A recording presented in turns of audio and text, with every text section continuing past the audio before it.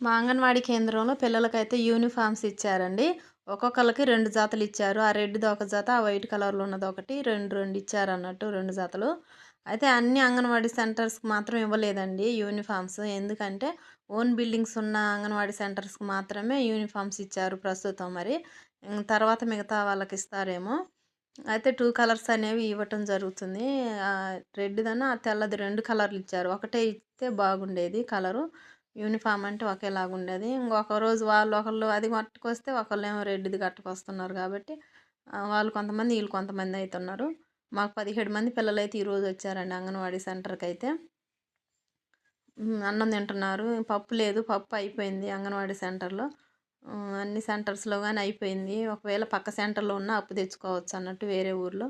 అలాగని లేదు. ఎవరి దగ్గర అందరికి అయిపోయింది. ఇక్కడైతే లైన్‌గా నించోబెట్టినా. అట్టా ఒకే కలర్ ఒకే దగ్గరుంటే యూనిఫామ్ బాగుంది. మళ్ళా 2 కలర్స్ ఉండేసరికి మళ్ళా సివిల్ లాగానే అనిపిస్తుందన్నట్టు. వీళ్ళైతే మా అంగన్వాడీ పిల్లలండి. ఒక నలుగురైతే ఈరోజు యూనిఫామ్ ఏసుకొనైతే రాలేదు. అందరికి ఇచ్చేసాను. 18 మందికొస్తే 18 మందికి యూనిఫామ్స్ ఇచ్చాను. నలుగురు పిల్లలు మాత్రం యూనిఫామ్ ఏసుకోలేదు.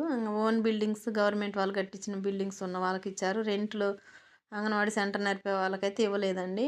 నా వీడియోస్ డైలీ పెడుతూ ఉంటాను. నా ఛానల్ సబ్స్క్రైబ్ చేసుకోండి. నా వీడియో నచ్చితే లైక్ చేయండి, షేర్ చేయండి. అంగన్వాడీకి సంబంధించి ఏమైనా డౌట్స్ ఉంటే నాకు కామెంట్ చేయండి. నేనైతే రిప్లై ఇస్తాను. నాకు తెలిసిన ఇన్ఫర్మేషన్ అయితే రిప్లై ఇస్తాను.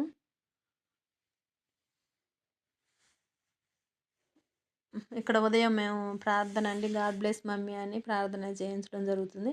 అప్పుడు చేయించేటప్పుడు వీడియో అన్నట్టు ఇది. అక్కడ వాళ్ళ పిల్లలు చేస్తున్నారు. మాది చింతిర్యాల ముంపు గ్రామం కాబట్టి మాకు ఇక్కడ ప్లేస్ ఇచ్చి అంగన్వాడీ సెంటర్ కూడా మంచిగా కట్టడం జరిగిందన్నట్టు. ఇక్కడికి వచ్చినాక కార్పెట్స్ ఇచ్చారు కానీ టాయిలెట్ పోసి తడుపుతున్నారండి. అది అస్సలు ఆరదు. అందుకే అవి పట్టాలు వేసినాం అన్నట్టు. ఇక్కడైతే ఇంటికి తీసుకెళ్తున్నా. 2 బజార్లు అటువైపు కొంతమంది, ఇటువైపు కొంతమంది.